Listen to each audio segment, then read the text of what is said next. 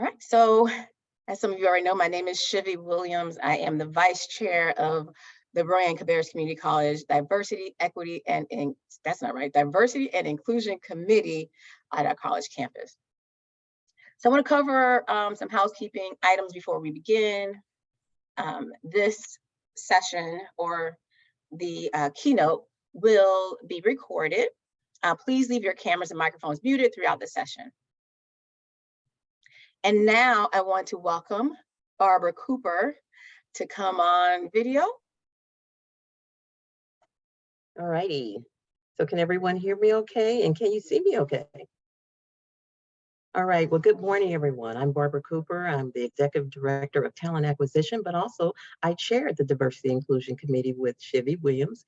And so in addition to Shivy, I also want to thank you for attending this year's conference. This is our third annual virtual Diversity Inclusion Conference, which is called GUIDE.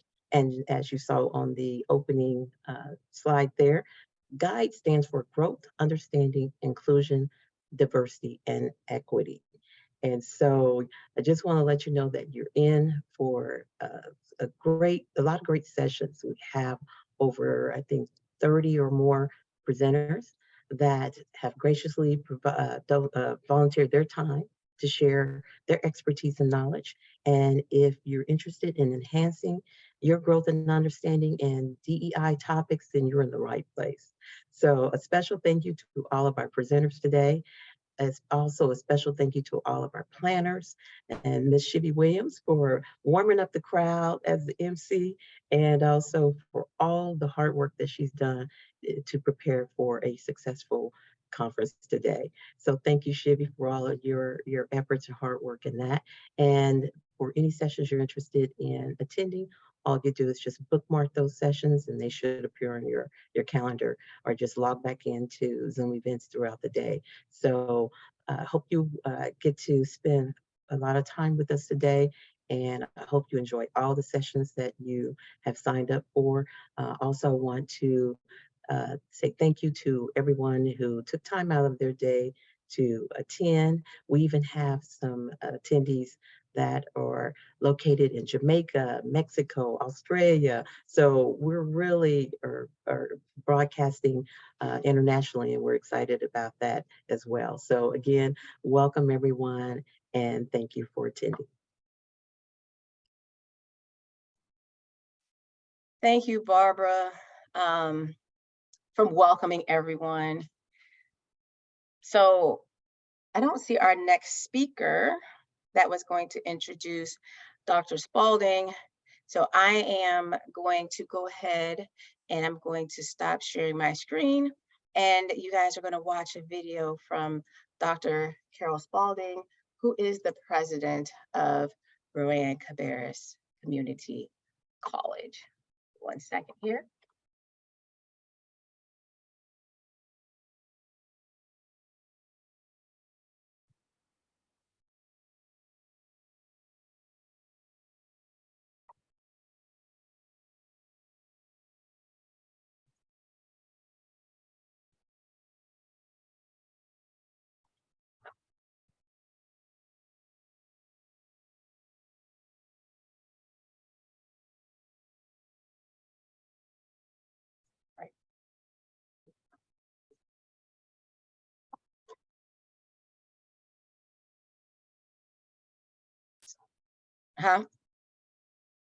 Yeah, sorry everybody, I forgot so y'all can hear the sound.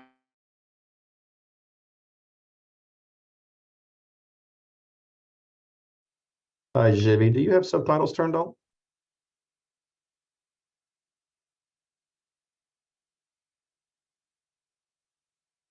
Chevy, you may need to stop sharing and reshare, and at the very bottom, you're going to have to share your computer audio so that we can hear the video.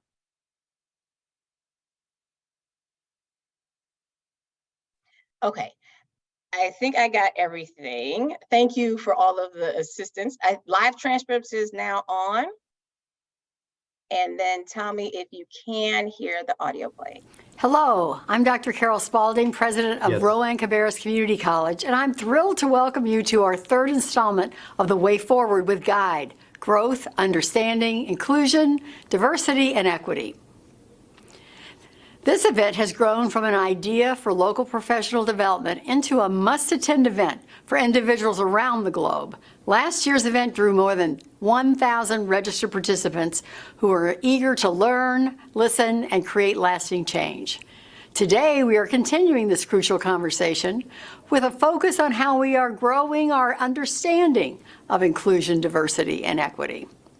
At Rowan-Cabarrus Community College, we are committed to creating an inclusive culture that values our students, staff, and faculty.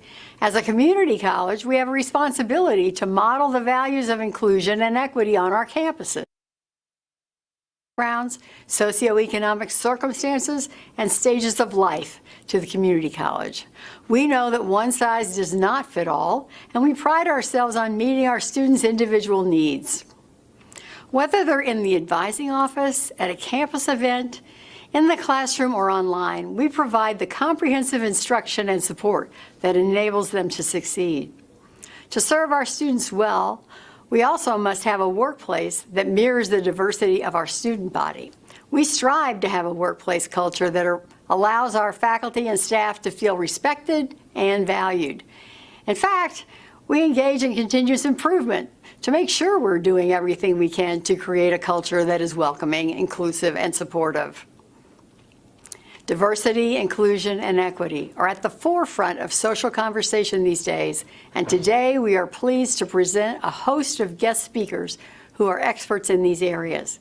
They will inspire us and teach us about ourselves and our world as they explore these relevant topics.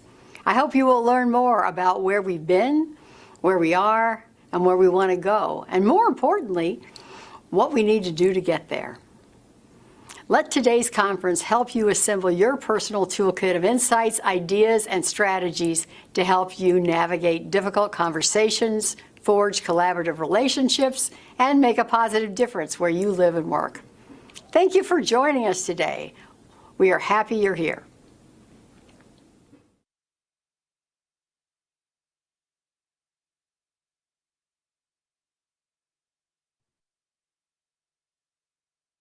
Okay, so now we are going to be moving into our keynote speaker.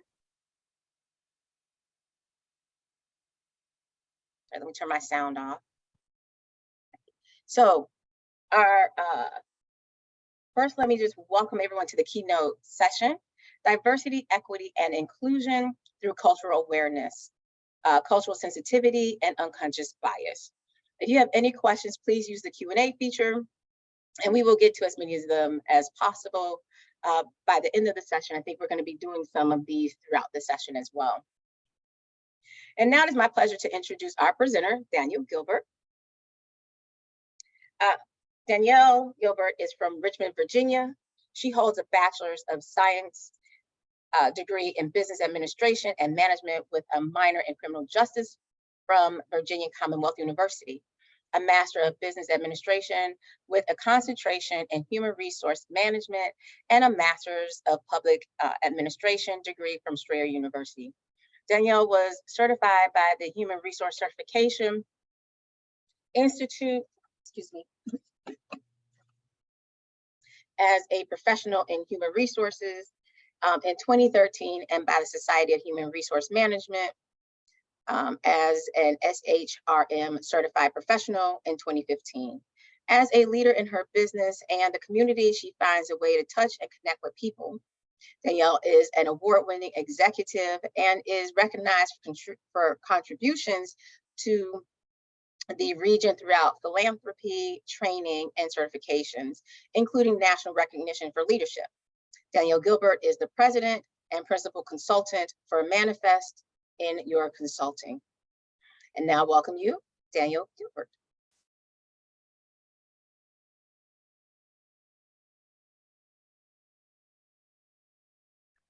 Good morning, everyone, and thank you so much for this opportunity to be with you this morning on Friday. So happy Friday to everyone. It is a pleasure to come to you today to talk about diversity, equity, and inclusion, but through the eyes of cultural awareness, cultural sensitivity, and unconscious bias.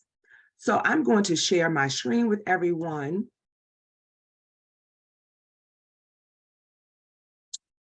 Okay.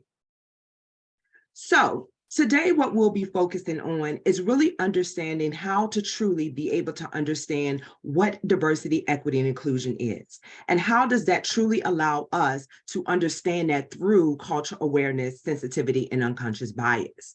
So along with my consulting company, I have thought leaders that actually assist me throughout. And these thought leaders are on the screen. It's Nick Hines, who is an executive consultant, and Tawanda Johnson. And as we work together, we really focus on providing the tools and resources to companies to ensure that they are minimizing their risk, but they're creating a culture of inclusivity by giving them the tools that they need to ensure that they are operating in excellence. So before we jump in today, I would like to share a video with you called Putting Yourself in Someone Else's Shoes.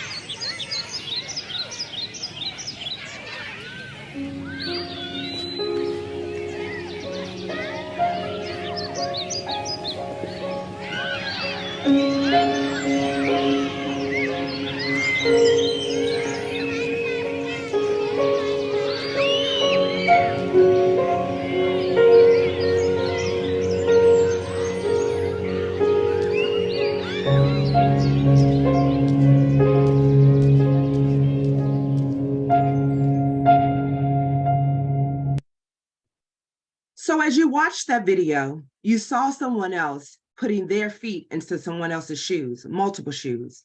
So when we think about diversity, equity, and inclusion, we need to think about how can we place our feet in someone else's shoes. So when we think about that, we have to understand our why. Why are we doing this? Why is this important? Why do we even want to have diversity, equity, and inclusion in our organization?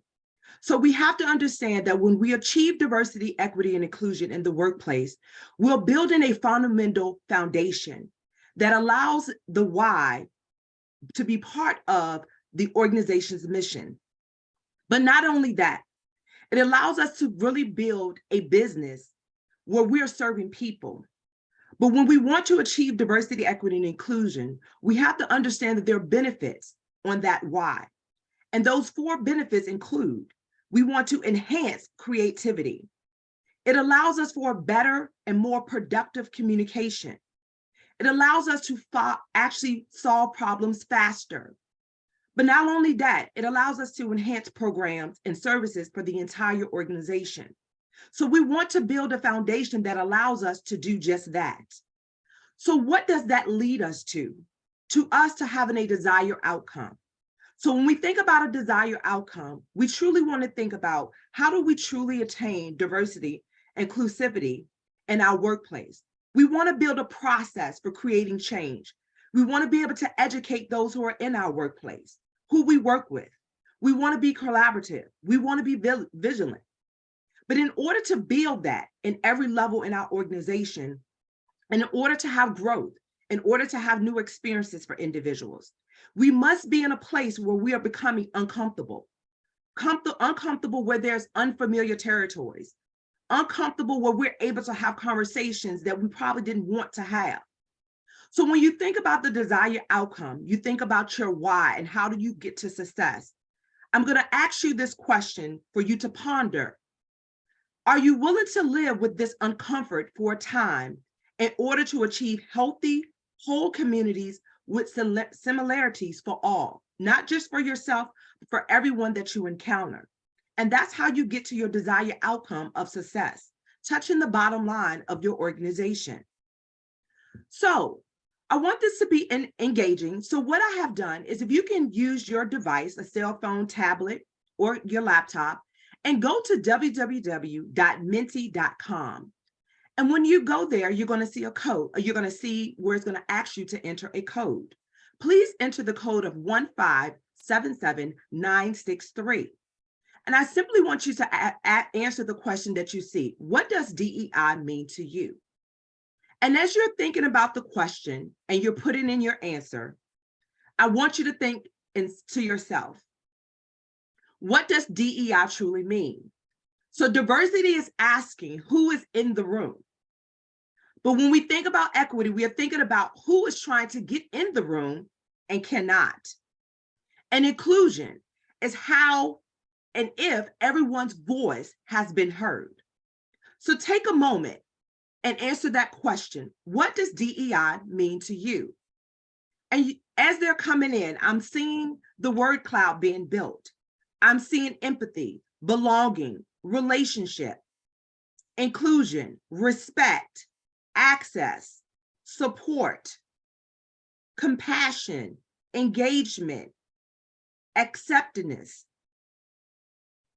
all great, support, everyone, love. So when you think about that, those are all the things that we talk about when we talk about diversity, equity, inclusion. But what you see, that each person that has entered a word, it means something different to them. But when we put all those words together and build that word cloud, we're coming up with the same thought process, the same perspective.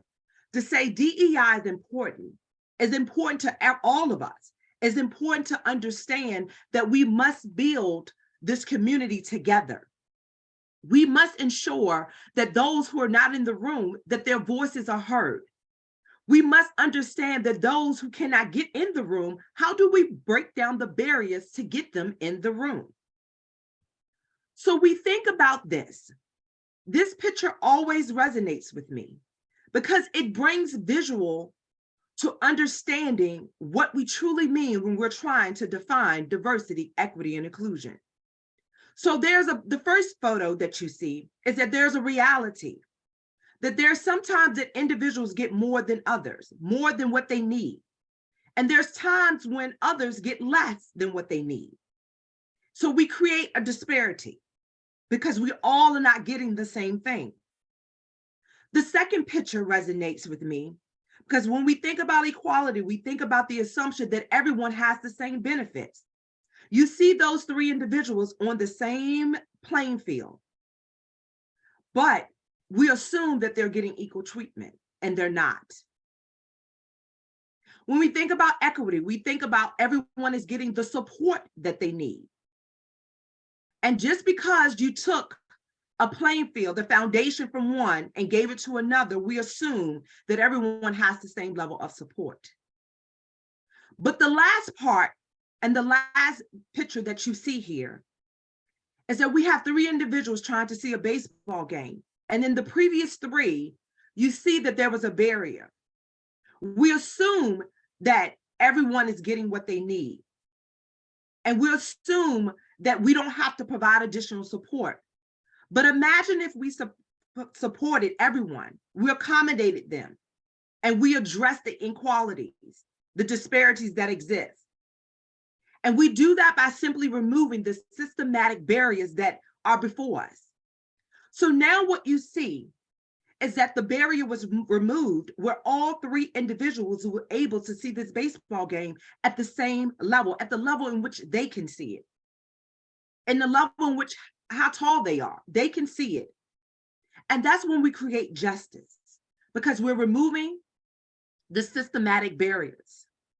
So when we think about that, we want to ensure that we truly understand that it's not just about giving the support when we think we need it, or we're trying to give people what we think they need, but it's really understanding how to remove those barriers to give people the same opportunity.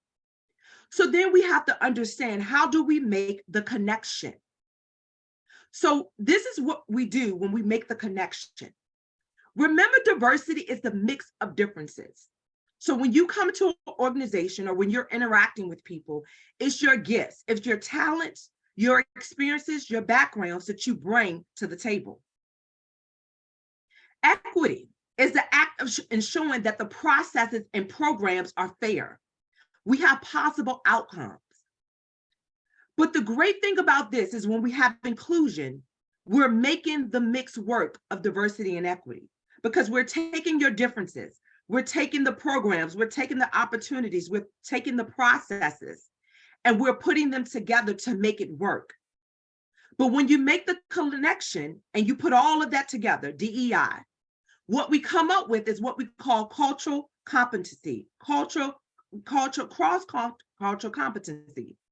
And that is how we achieve the goals for our organization.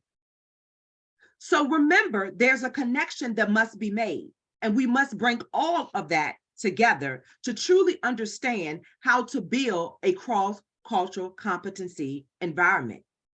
So what do you mean? You may say, Danielle, what does all of that mean?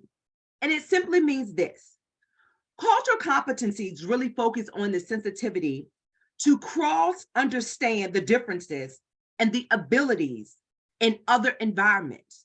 Remember, diversity is the differences.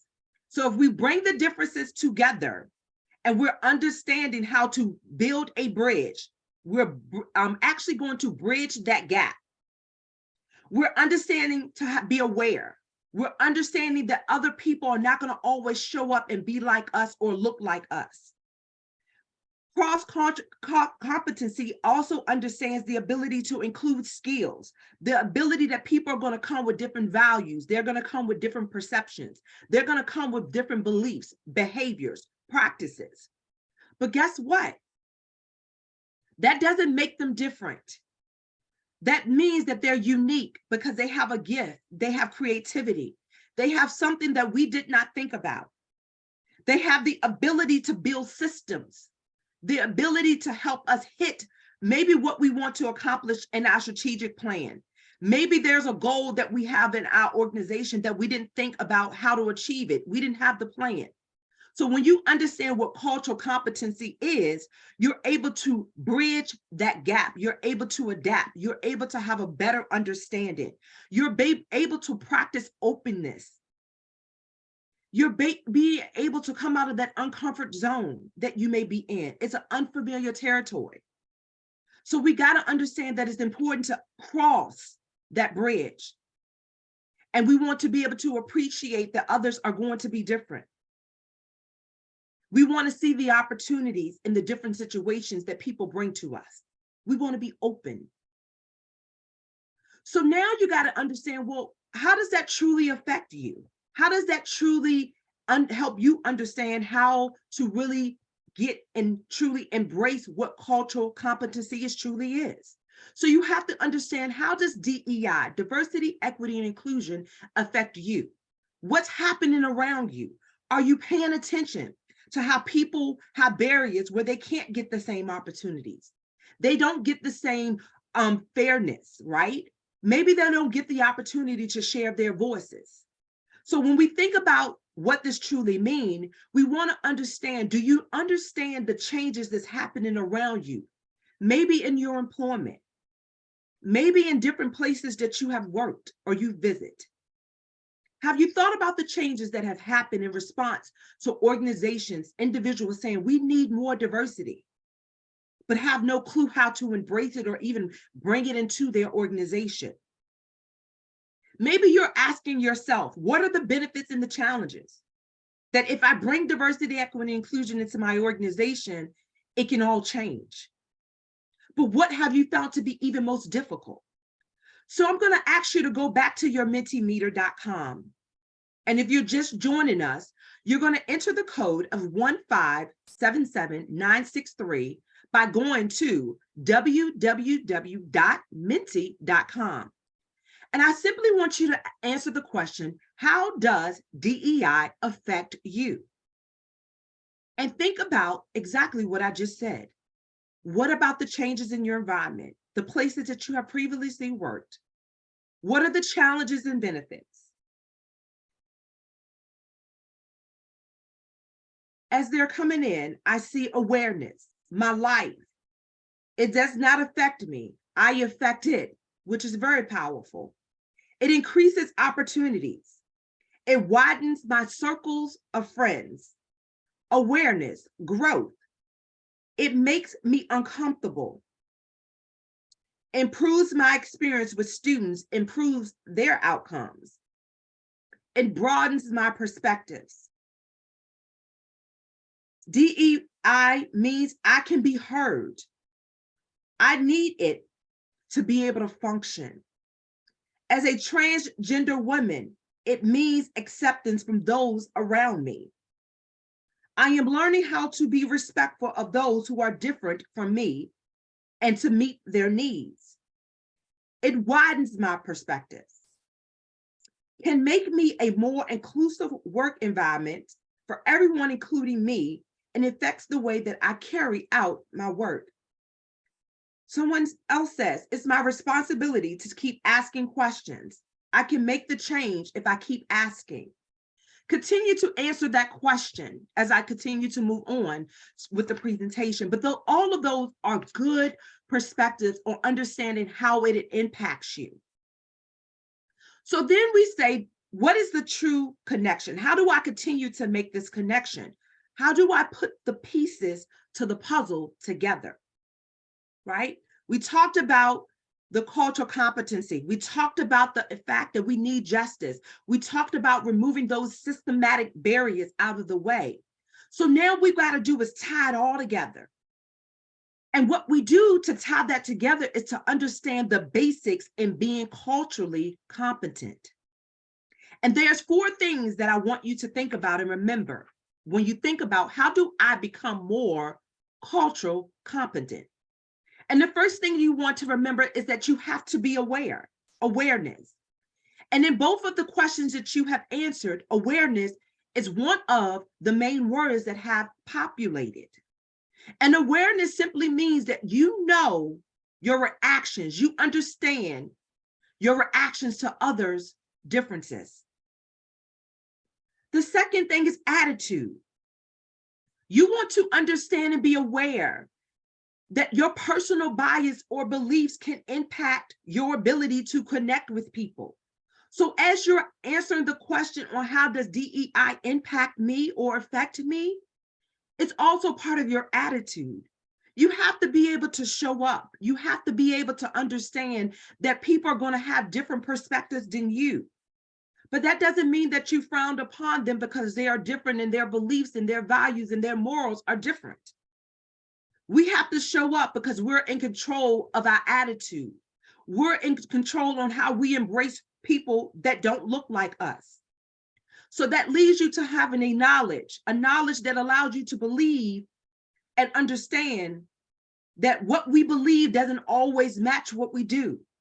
So we may say that we love people. We may say that we are not racist. We may say that we want to remove the systematic barriers.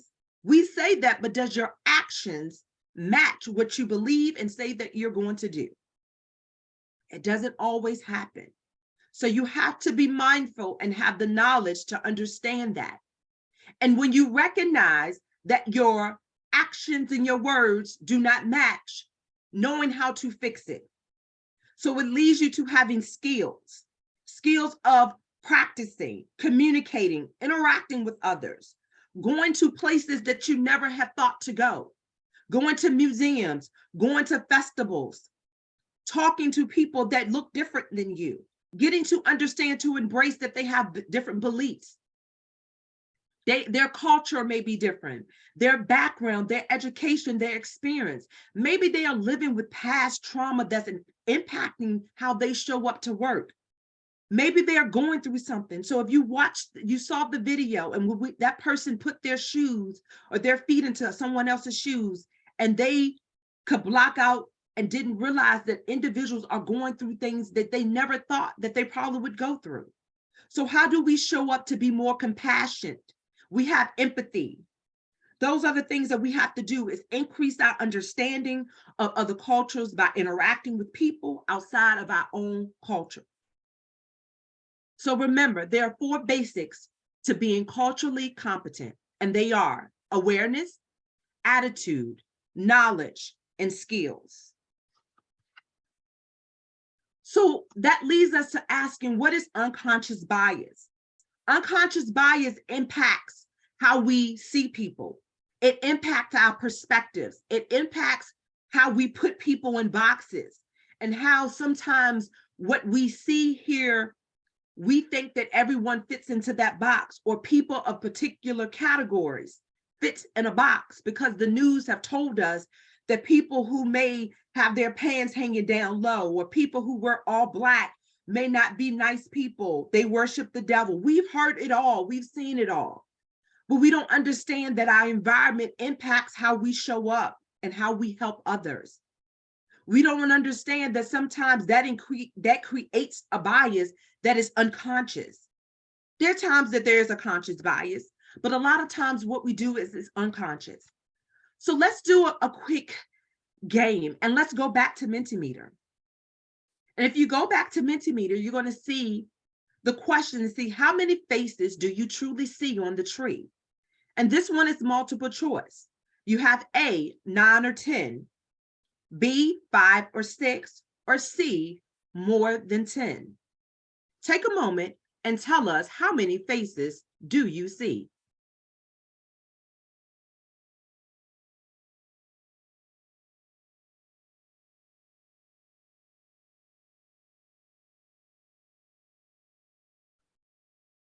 As the answers are rolling in, I see 20 says 9 or 10.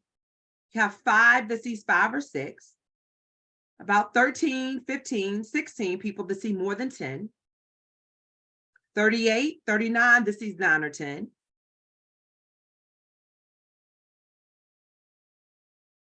It is always interesting when I do this activity and I ask, how many faces do you see? We sometimes take a moment and we immediately make a quick decision. And we make a quick decision because we say, oh, we see 6. And then we take a moment and we go back and we say, oh no, we see more. So the purpose of this exercise is that we all see different faces on this tree. And as we've said, and I've called out, I see 53 people who said there's 9 or 10. I see 5 people who said that there's 5 or 6. And there's 27 that see that they see more than 10. So what that tells me is that we have a different level of perspective when we're looking, seeing, and interacting with people. Sometimes it calls us to make a quick decision or have a quick reaction without stopping, thinking, processing, and asking us or asking yourself the right question. Excuse me, Danielle, I'm sorry. Could you please repeat the code again? Absolutely. The code is 1577963. And you can participate by going to www.menti, that's MENTI.com, and you're going to enter the code of 1577963. Thank you. You're welcome. And as those who are coming in, just joining us, we're taking a moment to answer this question: how many faces do you see? And so what you have to remember is that we have to pause and understand that we see things at a different perspective, at a different time frame, right? And we have different things that we are trying to process. So when you're making decisions and when you think about unconscious bias, that's because sometimes our brain is programmed to say and make a hasty decision because we're trying to remember everything that we even know or been taught or we have experienced when it comes to certain things in our lives. So we're quick to make a hasty decision. So we have another activity, still in same Mentimeter. This one is called the word association activity. So sometimes what we do, as you just saw with the faces, we tend to make quick decisions. And sometimes we don't know what's happening around us. But because we try to process the information, we all try to quickly put people in a box. So this activity, the next one you're going to do, is that you're going to, inside of Mentimeter, tell me what are the immediate words that come to mind when you think of a woman.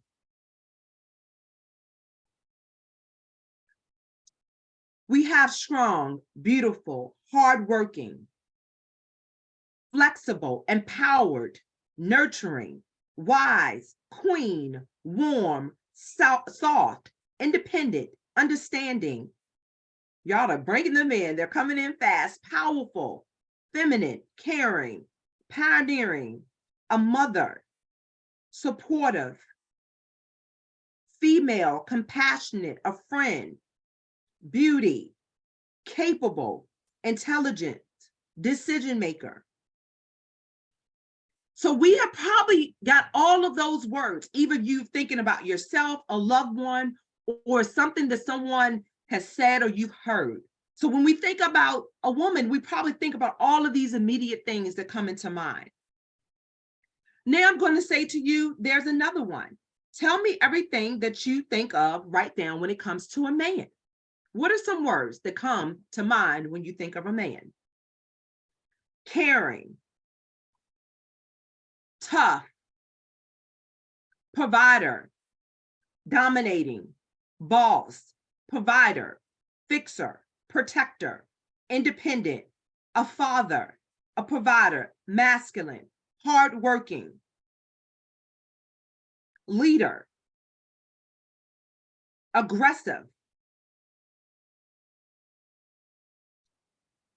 dominating, funny, gatekeeper, head of the house, unemotional,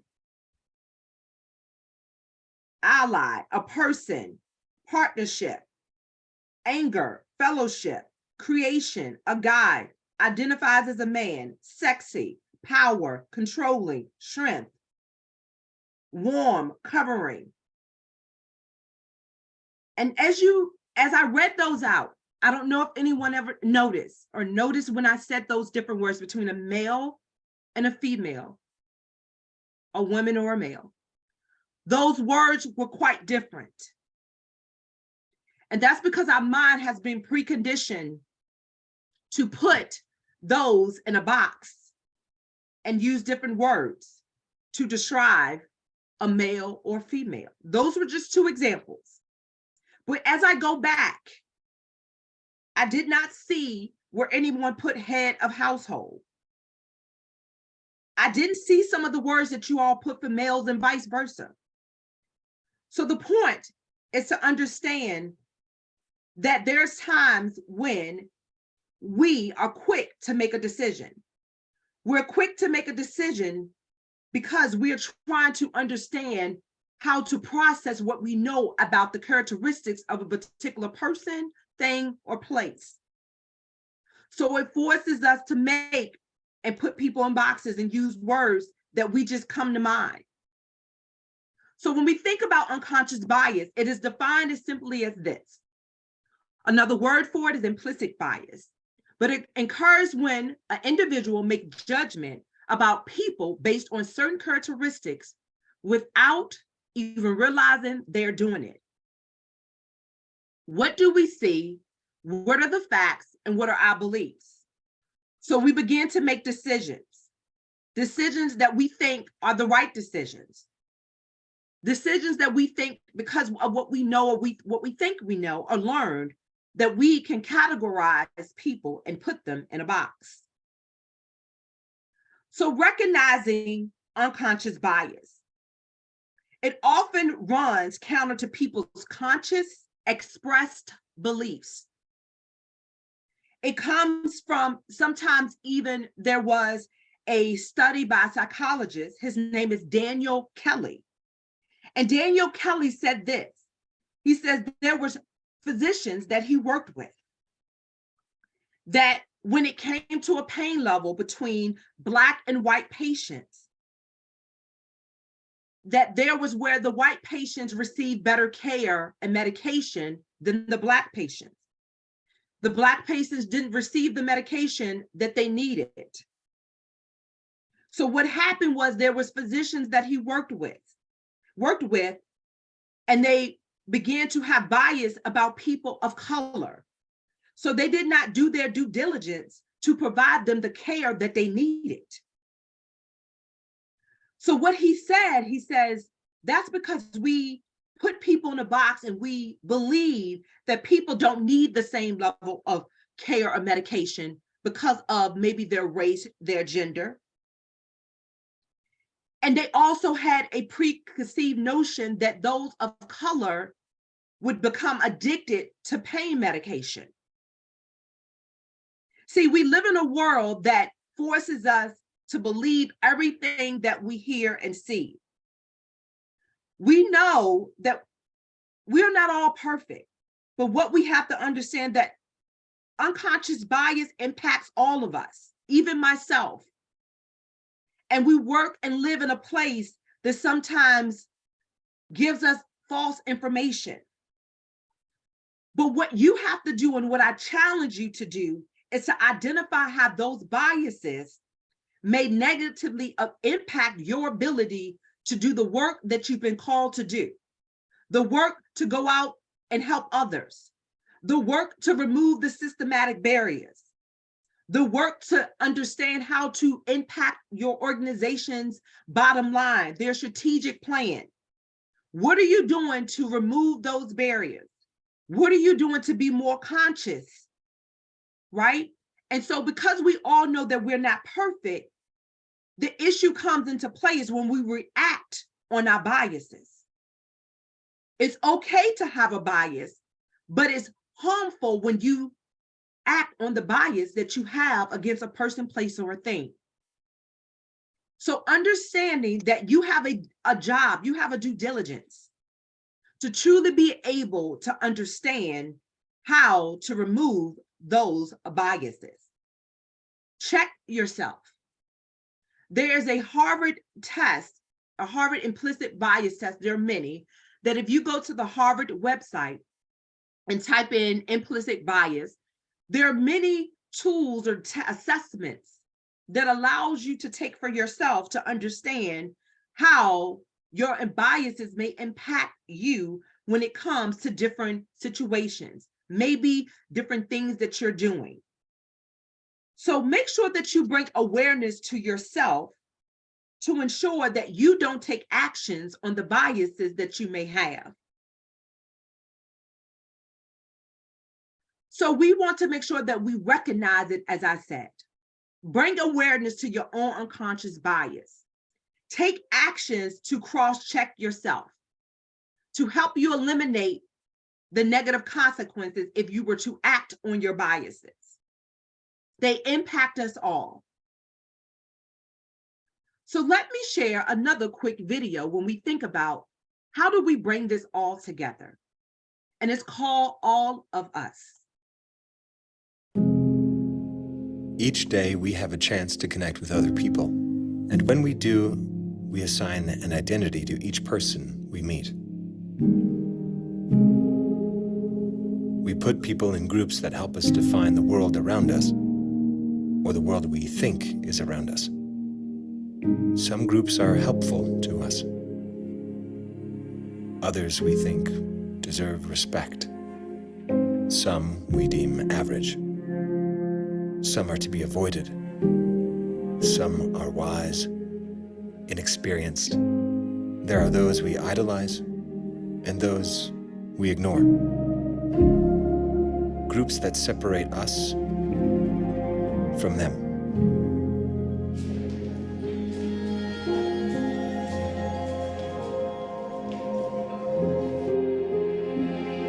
Today I'm going to ask you some general questions. They may seem funny, random, serious, or deeply personal. Please be brave, answer honestly. Who in this room is the life of the party?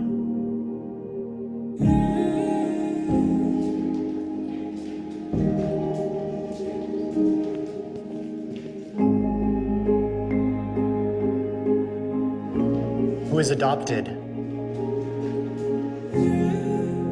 But what happens when we make connections and groups begin to dissolve? There are those who believe in life after death. Those who are immigrants, the lonely, those who love fast food,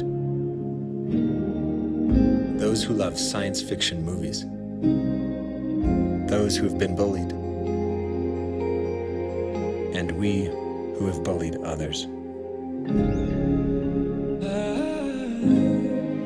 The lucky ones who are madly in love.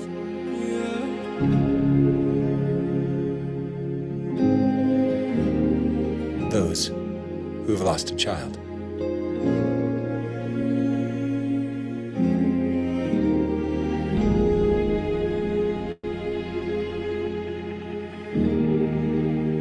Those who have overcome addiction. And those who acknowledge the courage of others. Those who have found peace. And others who have saved lives. And then there's everyone who experiences this together. Maybe there's more that connects us than we think. Because in the end, there is only us.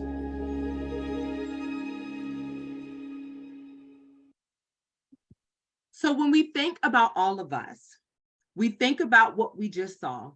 We saw that there were different individuals, there were groups that experienced different challenges in their life.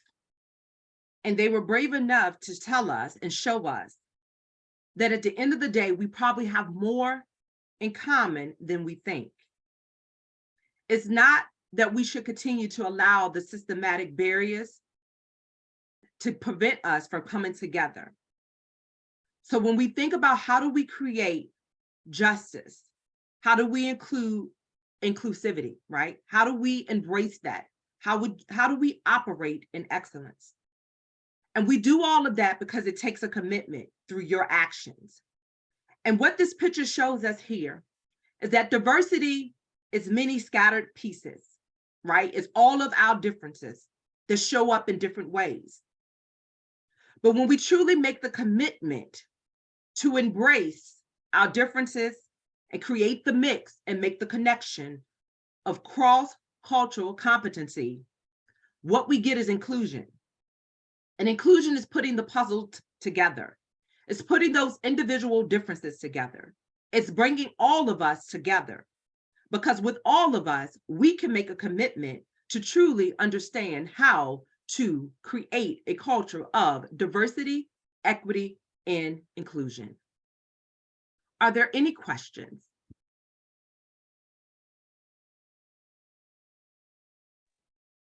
So we do have a question. And I'm going to ask if Daphne Drew has a question, if she can type it in the chat.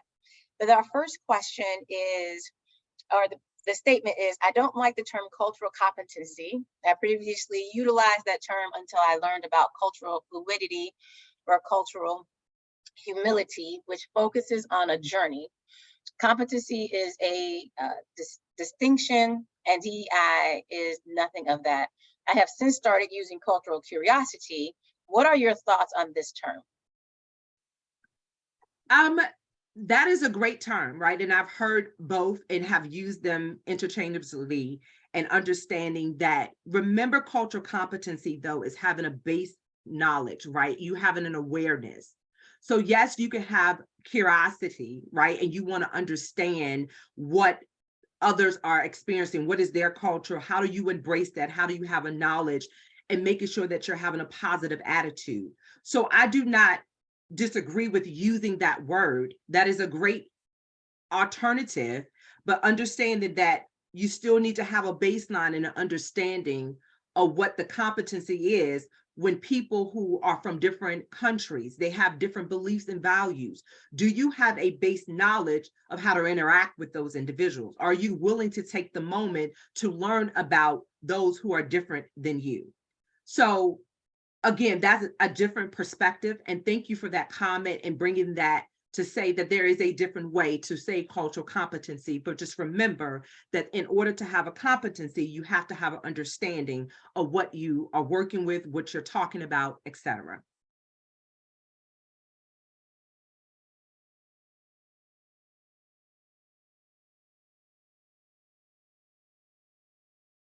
Any other questions? Okay, so here's another question. What is the answer to how many people on the tree? I chuckle and laugh because everyone asks me that afterwards, right? It was like, Danielle, what is the real answer? And there's no real answer, right? Remember, the purpose of that is that we see things at different levels. We see them in different perspectives, right? And we, again, when I did the assessment, and I've done it multiple times, at one point I had saw more of actually the very first time I did it, I saw only 6. Then what I did is I stepped back and I saw more. I saw 10. Someone has even said that they've seen 15 faces. So it's real no answer, but it gives you a base understanding that we all see things differently. So what we have to do is give each other grace, because we see things, we do things differently. And so when you see someone who shows up differently than you, that doesn't mean that they're, not loved or kind. That doesn't mean that you treat them differently. Just know that their perspective is different.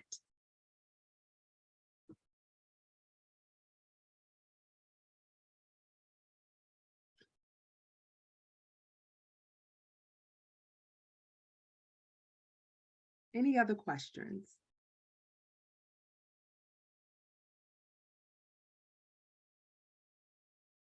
Hi, Ms. Gilbert. I see one here that says, what are your thoughts on inclusive language and ensuring that organizational bylaws and policies reflect it?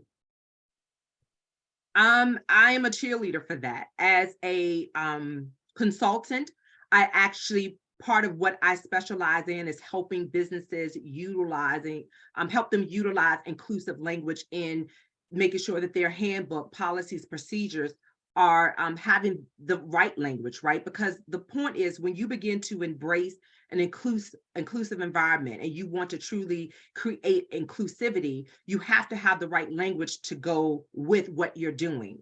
And so I'm truly an advocate of that. I highly recommend that, if in your company or whatever you do, is to ensure that you begin to help the organization. If you are an expert in the field, or if you're not, get someone to help you look over all of your policies, procedures, handbooks, to begin to include that inclusive language in everything that you do. And that's how you begin. When I had the slide up and I said, it had diversity, equity, and inclusion. And remember, it's really, how do I get people to open up and share their voice? When you think about inclusion, it's taking a moment to realize who's not at the table. But remember, when we want to embrace this and bring diversity, equity, and inclusion, and I would even say a sense of belonging into the organization, it really starts with top-down leadership. So if top-down leadership is not embracing and using the right language, how do you expect everyone else in the organization to do the same? So I highly recommend going back yearly and making sure that all of those things are in compliance and you're using inclusive language. So what I'd like to do is first, I'd like to thank everybody for attending the keynote, diversity, equity, and inclusion. I definitely want to thank Danielle Gilbert for bringing this amazing keynote. People have asked, are you going to provide the PowerPoint? But I'll get with you later about that. So thank you all for attending. So and I just want to end and say thank you for the opportunity. Thank you for those who showed up. Thank you for listening. And I'll be more than happy to provide the PowerPoint for those who would like to have it. So thank you again. Okay, great. Thank you so much.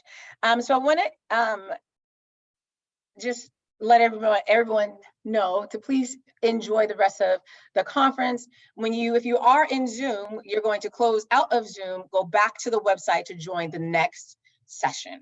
Again, thank you everybody for attending and have a great rest of the conference. Bye. Bye.